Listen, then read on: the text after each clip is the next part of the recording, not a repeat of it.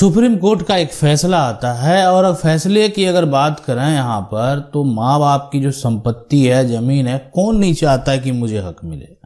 लेकिन इस हक की अगर बात करें तो इस हक को लेकर ही एक बड़ा फैसला आया। अब इस फैसले में जो पुराने नियम है, पुराने कानून है, उसको बदल दिया गया।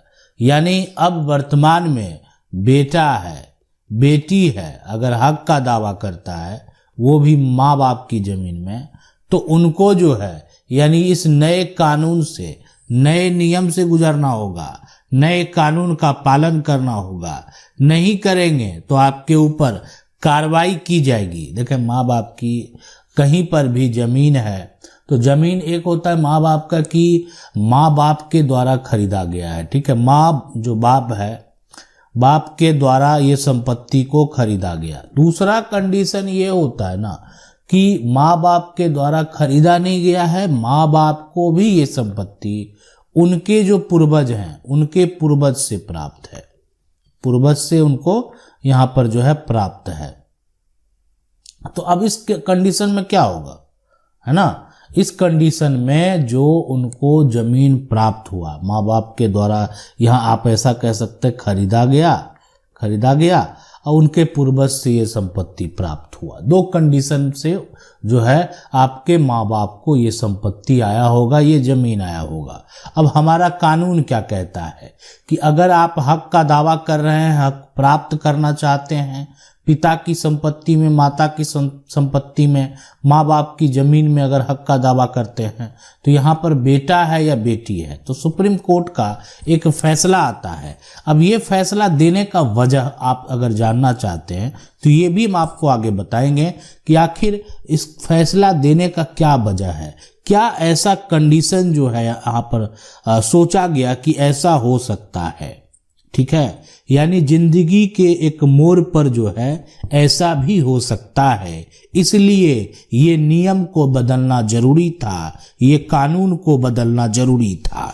यानी अब यहाँ पर देखें, वर्तमान में जो फैसला दिया गया है उस फैसले में ये कहा गया है, यानी जस्टिस अरुण मिश्रा की सुनवाई जो वाले बेंच में जो है फैसले में कहा कि हिंदू उत्तराधिकार संशोधन अधिनियम जो है यानी 2005, यानी अब इसका जो धारा 6 ये कहता है, धारा 6 ये के तहत जो है बेटी को जन्म से जो है यहाँ पर को पार्टनर यानी ऐसा सहवारिस जो है वो हो जाती है।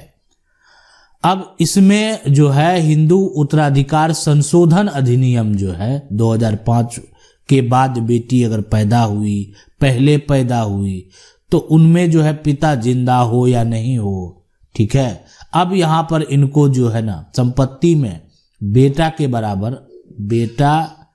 बराबर जो है यहाँ पर बराबर हक दिया गया। लेकिन आप सोच रहे होंगे कि आखिर ऐसा कहा गया, इसकी असली वजह क्या है, क्यों ऐसा कहा गया, क्या नियम जो है यहाँ पर, क्या हवाला दिया गया, ऐसा फैसला क्यों आया। अब देखें, उस कंडीशन को भी जरूर समझ लें कि आखिर ऐसा फैसला हुआ, क्यों हुआ, क्या कहा गया।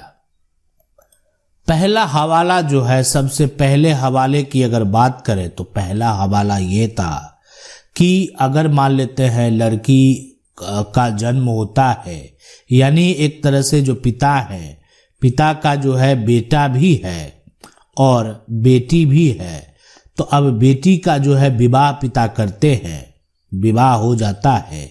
विवाह होने के बाद बेटी कहाँ चली जाती है, बेटी अब चली गई ससुराल, है ना, ससुराल चली गई। ससुराल में भी इनका संपत्ति है, लेकिन किसी कारणवश यानी इनका जो पति है उनसे क्या होता है, अनबन हो जाता है, जो भी कारण रहा होगा।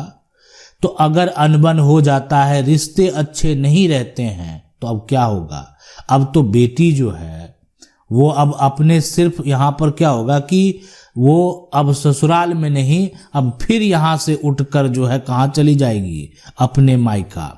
और हमारा कानून क्या किया कि अब तो यहाँ पर इनका तो पति से ही अनबन हो गया, तो पति से अनबन हो गया तो ना अब सास जो है वो साथ देने वाली है, ना ससुर साथ देने वाले हैं, तो क्या करेंगे, ये अकेली यहाँ कैसे रहेगी, फिर पिता के घर चली गई।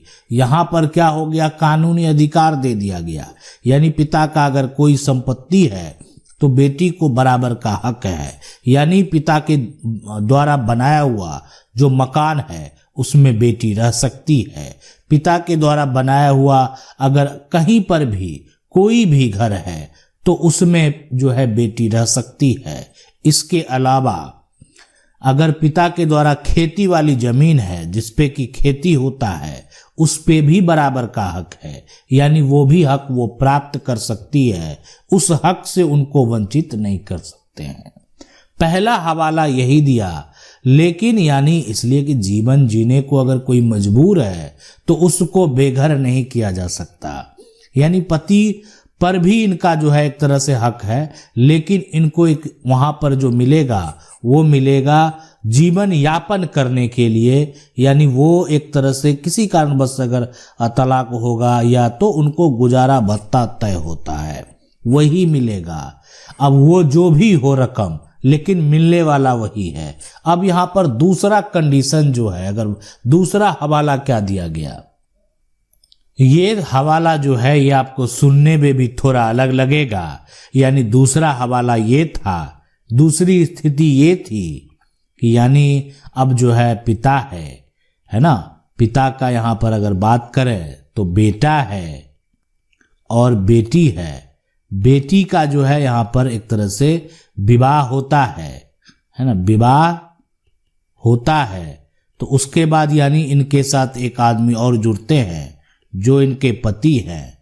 अब यानी अब ये दोनों जो है कहाँ रहेगी, यानी दोनों रहेगी ससुराल में। लेकिन यानी ससुराल में रहने के बाद जो है इनके पति यानी जो है इनके पिता जो है ना, इनको इनके पिता यानी बेटी के पिता नहीं, जो उनके पति हैं उनके पिता से ही एक तरह से कहे तो बाप और बेटे में किसी कारणवश से अनबन हुआ। पिता ने बेटे को बेदखल कर दिया।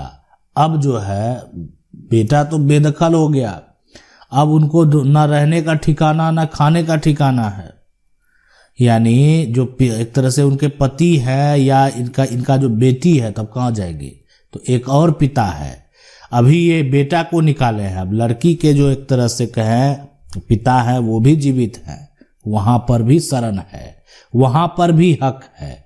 हक एक तरह से देना होगा, नहीं तो कानूनी तौर पर लिया जा सकता है। यानी हक जो है इस अधिकार से आप वंचित नहीं कर सकते, ये हमारा कानून कहता है। यह अधिकार तो किसी भी हालत में देना होगा, नहीं तो आपका हक है, आप जाकर वहां रह सकते हैं।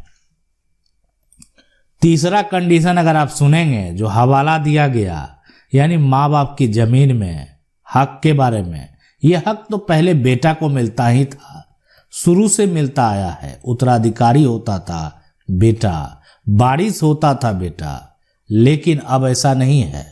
अब बेटा के साथ साथ बेटी भी उत्तराधिकारी है, वारिस है। तो इसीलिए अब यहाँ पर जो सबसे बड़ा हवाला ये दिया गया कि पिता है यहाँ पर। अब यहाँ पर देखा जाए तो बेटा है और बेटी है। अब यहाँ पर बेटी का क्या, अब कहेंगे बार बार विवाह होता था, यानी बेटी जो है वो विवाह ही नहीं करती है, विवाह ही जो है नहीं करती है। ये देखें कोई भी आदमी स्वतंत्र है, वो अपना जीवन जो है किस प्रकार जीना चाहता है। अब बेटी विवाह नहीं करती है, बहुत ऐसा देखे होंगे परिवार जहाँ पर कोई बेटा है वही विवाह नहीं करता है, शादी नहीं करता है, या किसी का शादी होता भी नहीं है। तो इसलिए यहाँ पर अगर बात करें कि जो विवाह की जो है ना बात है, अगर बेटी विवाह नहीं करती है अब वो कहाँ रहेगी।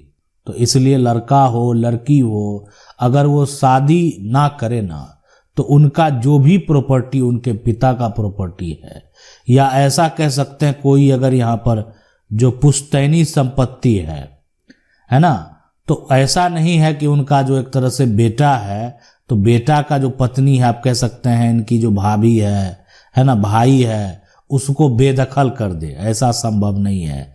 ऐसा हमारा कानून कहता ही नहीं है। इसलिए कि कानूनी तौर पर हक दे दिया गया, कानूनी तौर पर अब अधिकार दे दिया गया, और इस अधिकार से उनको वंचित नहीं किया जा सकता है। इसलिए ये फैसला जो सुप्रीम कोर्ट का ऐतिहासिक फैसला है, यानी हिंदू उत्तराधिकार जो अधिनियम है संशोधन करने के बाद जो है, यानी अब मायका जो हो गया है ना, वो हक का मायका हो गया है। यानी आप जो है ना वो अधिकार प्राप्त कर सकते हैं। ऐसा नहीं था कि पहले जो है यहाँ पर हमारा कानून में जो है ना ये नियम नहीं था। यानी पहले अगर बात करें यहाँ पर तो हिंदू जो है ना, महिला अधिकार अधिनियम भी था, अधिकार अधिनियम।